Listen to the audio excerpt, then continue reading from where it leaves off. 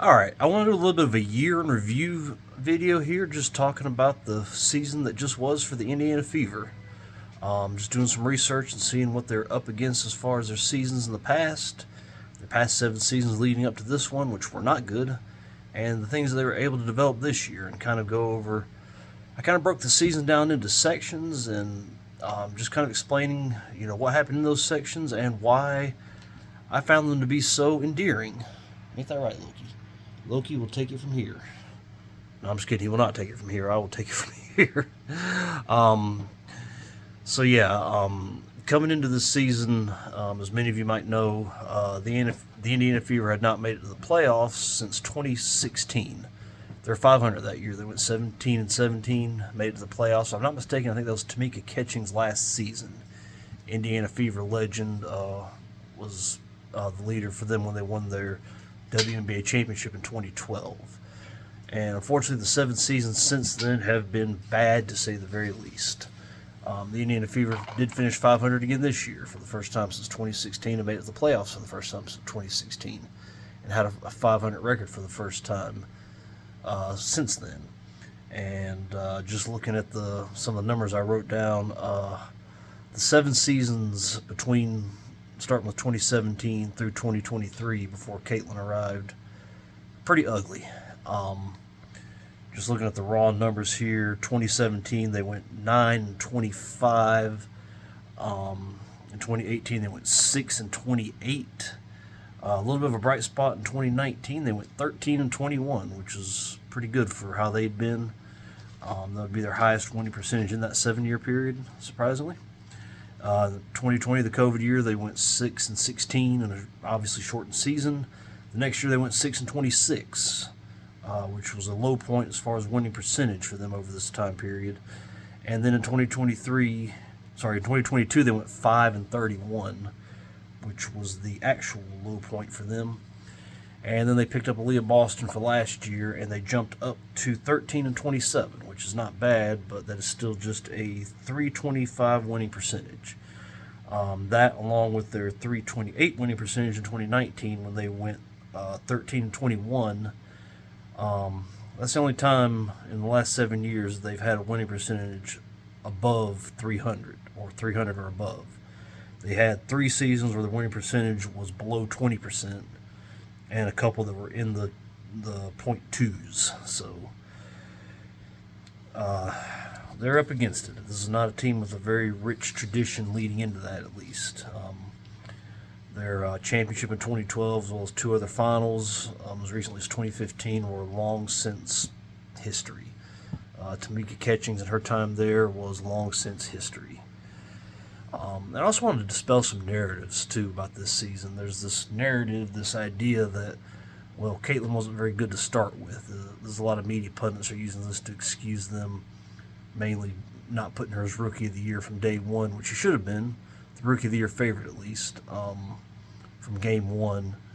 And the truth is, and as I'm going to show you, she's actually produced very well. Took the team some time to gel. Took Christy Size some time to actually not be horrible. And it's kind of what I wanted to go over here. So I kind of started it off with the first 9 games of the season, which I'm sure you probably have heard about. They went 1-8. I call this the falling on their face out of the gates into a pit of metal spikes, Mortal Kombat style. They started this year off ugly.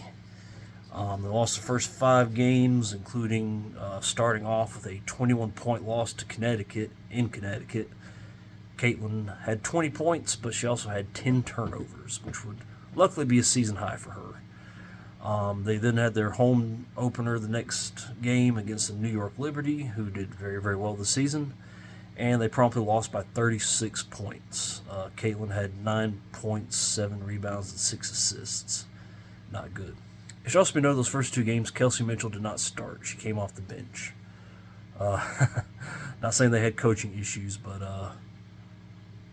they had coaching issues. So, yeah, they lost the first 5 games. Started making a little bit closer. But then finally in their 6th game in Los Angeles at the, it'll always be the Staples Center to me. It's the Crypto.com arena now. house where Kobe won all his championships. They finally got their first win, and as I was researching, I realized this first win came on May 24th of this year, which was the day I got married. So that's pretty cool. Yeah, they beat the Los Angeles Sparks, who I think finished with the worst record. And they promptly came back and lost their next 3 games, including big losses to top teams, the Las Vegas Aces and the Seattle Storm, and then a home loss to those same Los Angeles Sparks. So yeah, they started the season 1-8. They had those 9 games in 16 days, from May 14th to May 30th. In those 9 games, they got outscored by 109 points, or an average of 12.1 points per game. As far as Caitlin goes, this whole narrative that she wasn't good to start with, she was stuffing the stat sheet from word go. Obviously, you have to learn how to translate that into wins to be considered good, but it's not like she was not putting up good numbers. In those first 9 games, when they went 1-8, she averaged 17.5 points, 5.1 rebounds, and 6.5 assists to go along with 1.2 steals and 1.2 blocks. She also had 5.6 turnovers. That's unfortunately going to be a little bit of a trend here. I split up in their next 4 games. Games 10 through 13 is what I call gaining traction. They still had a lot of the new team blues. They were 2-2 in the next 4 games. They lost at the Liberty once again by 36 points. Caitlin was 3 points, 2 rebounds, 5 assists. Bad game. They also lost at Connecticut again by 17 points. Caitlin just had 10 points and 2 assists. But they also got 2 wins. They finally got their first home win against Chicago. Caitlin had 11 points, 8 rebounds, and 6 assists to go along with a steal. So Angel Reese, in her history-making rookie season, made history. She was a part of the first team to lose to a Caitlin Clark team in Indiana. So congratulations to her. They also beat Washington by 2 points when she exploded for 30 points, 8 rebounds, and 6 assists. Go along with 4 steals. She also turned it over 8 times. So not a, like I said, a little bit of a theme here. Overall, they got outscored by 50 points in those 4 games, even though they won twice. Caitlin, for her part, only had 13.5 points for those games, only had 4.5 rebounds and 4.7 assists to go along with just 1 block over those 4 games, but did average 2.5 steals per game. So the team's kind of starting to get it together, and then they went on a nice 4-game winning streak, which is the 3rd part of the season, which is what I call learning to fly, I guess you could say. Granted, these are against bottom-feeding teams for the most part. They beat Atlanta. They beat Chicago again. That was the one where Angel Reese clotheslined Caitlin Clark in the head. I guess I should have mentioned Kennedy Carter's crazy hip check in the first game against Chicago versus Indiana, which led to a technical foul, which Caitlin drained, and Chicago lost by 1 point. So, good job, Kennedy. And Angel, I still think that was on purpose, hitting her in the head. I know some people say no, that she was going for the ball, and believe me, I get it. Angel Reese is very, very uncoordinated. So she could have been, and her depth perception is not good when you look at her shooting of the rebound, or shooting of the layups, but she ain't that bad. She had some bad intent with that. So there's just no way there. But they won those games. She had a near triple-double, 23 points, 8 assists, and 9 turnovers. They won the second game against Chicago by 8 points, which was their biggest win of the season to that point. So once again, Angel Reese made history. She was the first player to be on a team that lost to a Caitlin Clark team that won by 8 points or more. So congratulations to her. In this 4 games winning stretch, they went 4-0. They outscored their opponents by 34 points, or 8.5 points per game. Caitlin had 16 points, 7 rebounds, and 7 assists, along with 1.2 blocks per game and 1 steal per game, and 5.75 turnovers. So she really started stuffing the stat sheet, and numbers staying pretty consistent for the most part. This next part is kind of stumbling back to earth. was the next 6 games where they only won 2 of them. But this is where Caitlin's assist numbers really start to pick up. And she really began to separate herself. They did start off by losing a very frustrating game in Chicago, but she did have 17 points and 13 rebounds and 4 steals. They lost again to Seattle, who beat them the first 3 times they played. But that was followed up by a very good game where she went to Phoenix to play Diana Taurasi, who warned her that reality was coming. And the reality, as it turns out, was for Diana. They lost the game by 6 points, Phoenix did, but Indiana won. Caitlin had 15 points and 12 assists to go with 9 rebounds, 1 point away from a triple-double. Pretty crazy. The Vegas Aces beat them up again. The New York Liberty beat them by a little bit, then they beat Washington when Caitlin had 29 points, 5 rebounds, and 13 assists. Should be noted over these 6 games, her assist totals were 13, 7, 12, 11, 13, and 13. So she really, you could see everything coming together. That's one of the things I really enjoyed about this season. She really, you could just kind of see the team coming together. The assists were getting better. She was having better chemistry with her teammates and just doing a lot of really good stuff. Over the 6 game span, they were 2-4, got outscored by 26 points. But Caitlin averaged 18 points, 7.3 rebounds, and 11.5 assists to go along with 2 steals and 0.6 of a block per game. So still stuff in the stat sheet and still averaging 5.2 turnovers. So that pretty much stayed consistent all season. But not a good stretch as far as winning, but you can see the team putting it together. I didn't think they were going to make the playoffs, but as it turns out they did. There's Lily in the background, scratching the wall. But yeah, they would come together even better. Next stretch of games was the 3 games before the Olympic break, which I like to call the 3 games before the Olympic break. I didn't put a lot of thought into the naming of this, but they went 2-1 over this stretch, including a very impressive loss in Dallas when Enrique just went crazy, basically. They beat Phoenix again. The Dinosaur was out of that game with an injury. Caitlin had 20.6 rebounds, 13 assists, 1 steal, and 2 blocks.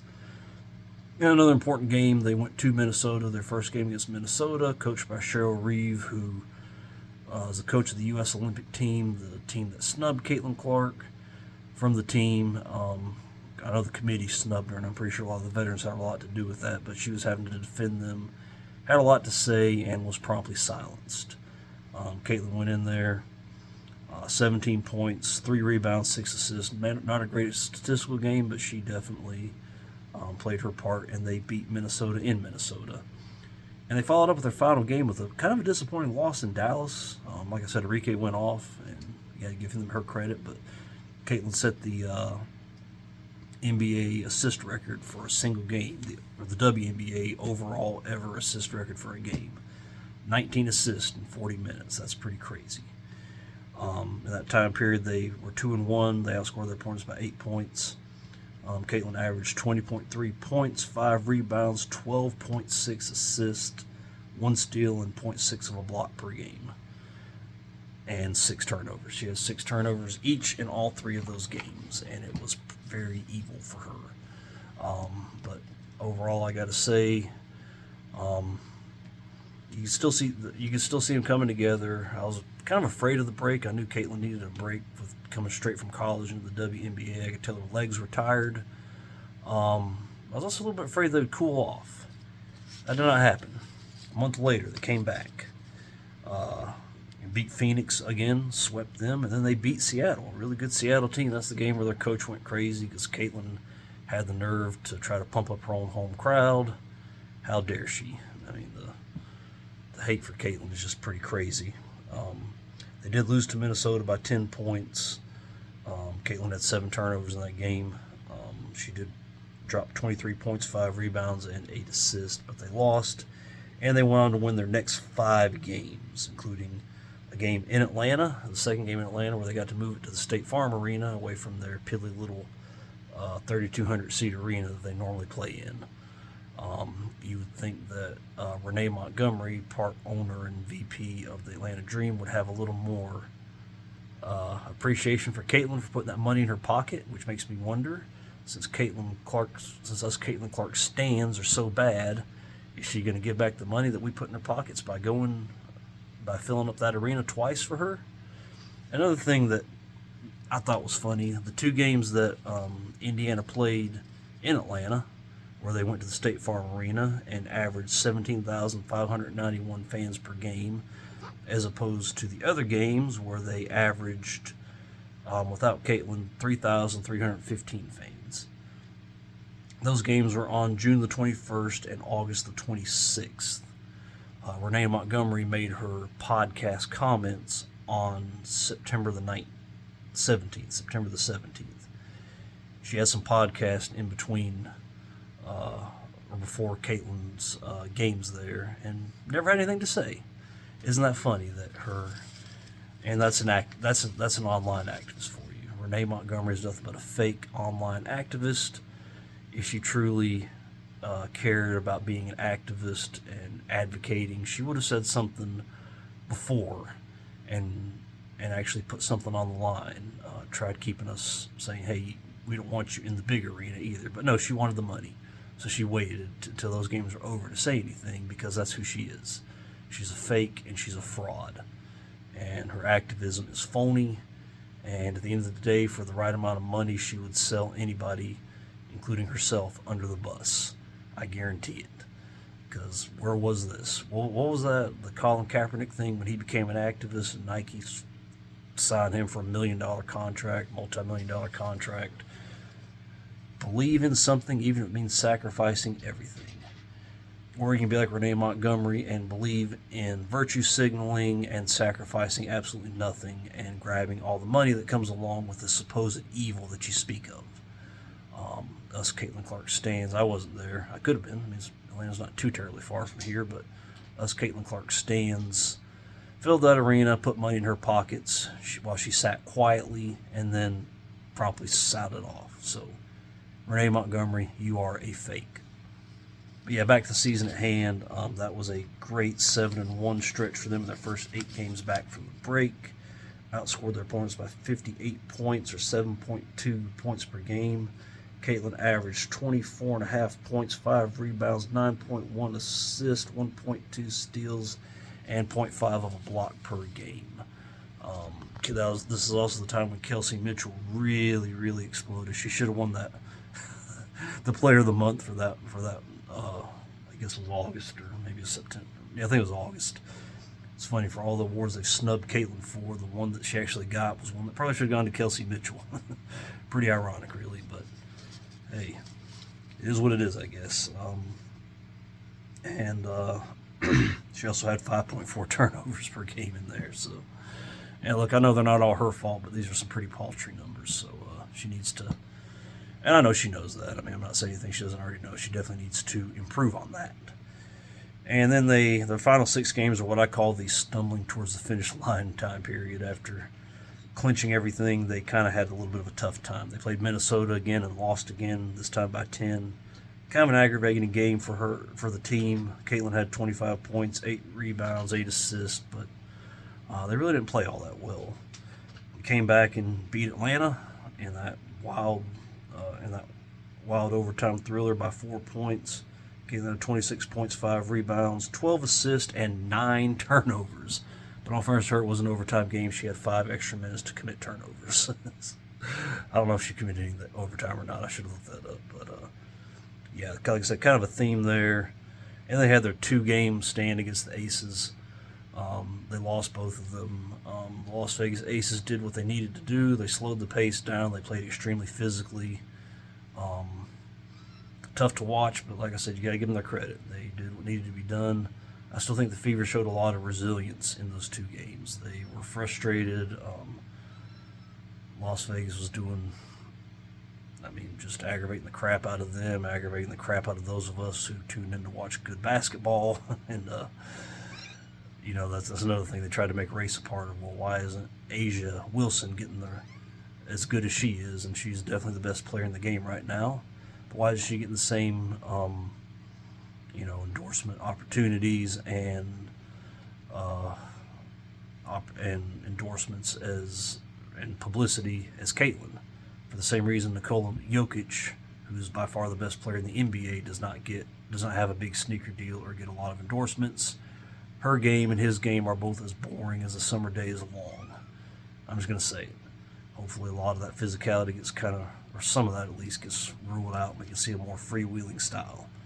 These 70-something to 70-something games are not fun.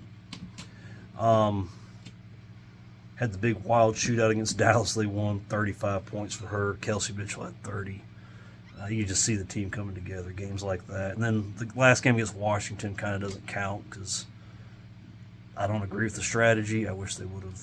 For an inconsistent team like this, they need to play as much as possible and try to gain some consistency, especially going into the playoffs. It's not good to be inconsistent in the playoffs. You're not going to be able to put together enough games to make a deep run. Part of me wonders if they even be able to beat Connecticut in the first round. It's the first team to win 2 games, so they can have 2 bad games in a row pretty easy and get convincingly knocked out of the playoffs before you have a chance to play a home game. But during those last 6 games, Caitlyn scored 21.3 points per game, 5.1 rebounds, 8.5 assists. She only had 1 block and 0.8 steals per game. So her steals kind of fell off, but it was a fun, like I said, it's been a fun season, and I am looking forward to seeing how it ends. They're very inconsistent, so I don't envision them doing much in the playoffs. Maybe they'll get past the first round, who knows, but once they start playing, having to play Minnesota or somebody like that, or Liberty or the Aces, I don't think they're going to win a series against them.